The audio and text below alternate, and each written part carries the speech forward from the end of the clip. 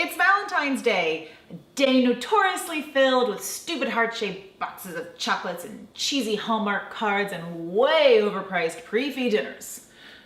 That may be a bit cynical, but it also may be how you are feeling if you are alone on V-Day.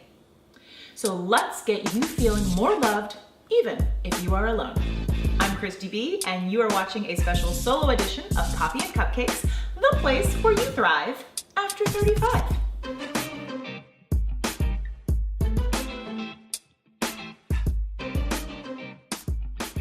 Let me start by saying that you can be in a romantic relationship and still feel alone, which honestly, I think that that's the worst. So this is not just for all the single ladies out there. The important thing to remember is that you are always your strongest and most powerful source of love. External influences and people, they can make us feel loved, cared for, wanted, appreciated, acknowledged, but they can never completely fill us up. So anytime that we are feeling alone and unloved, the best place to start is within.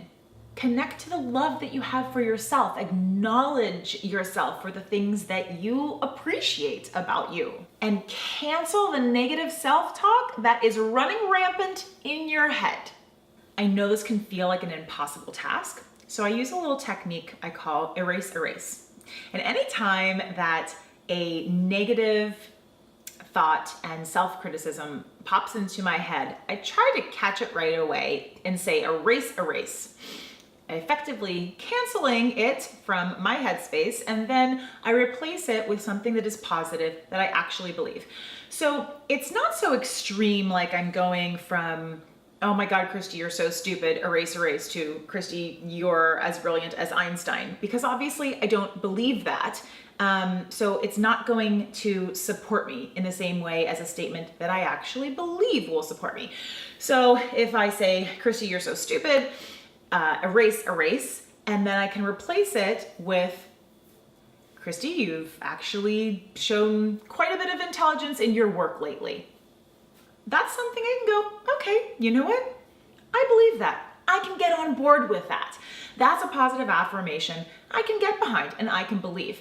So what you want to do is catch that negative self-talk right away, go erase, erase, it cancels it out, and then replace it with a positive statement that is not so far out there and grandiose that you don't believe it. Something that you can actually get behind and go, yeah, okay, I think that's true.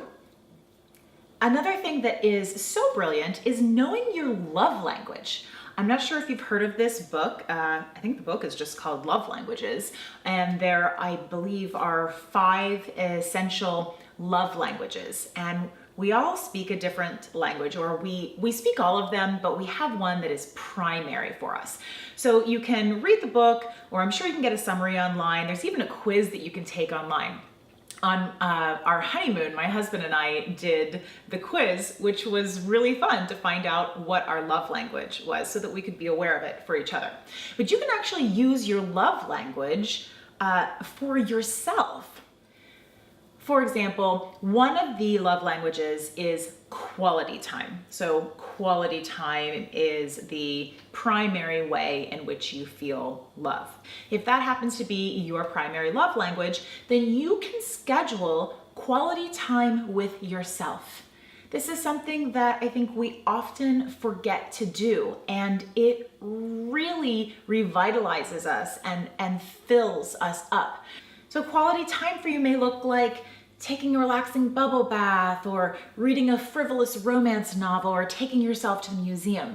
The point is to show yourself love through your primary love language. I also like a meditation practice that I call Send Love, Receive Love, which reminds us that the more we love others, the more in turn we feel love ourselves. I take 10 or 20 minutes, close my eyes, get relaxed, and I start to think of people in my life that I want to send love to. And it's not just exclusively people that I like. Sometimes I specifically will choose people that I'm having a difficult time with. I picture them very clearly, and I say in my mind, I send love to fill in the name. As I continue with people, I imagine them all joined hand in hand, creating a large spiraling circle that I am in the center of. After I'm finished with the names, I focus on deep, even breathing, and I repeat the mantra over and over again. I receive love. I receive love. I receive love. The reason this works so well is because we send the love out first, and then it cycles back to us through the people around us. It reminds us that we are the infinite source of love.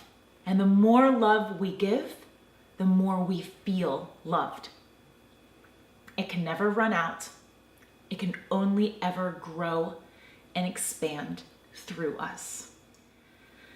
I hope this message reaches those that need it, and I thank you so much for being here to share it with me. So happy Valentine's Day to you. Thank you for joining me for another episode of Coffee and Cupcakes. I hope that you will share your comments below and subscribe for future episodes.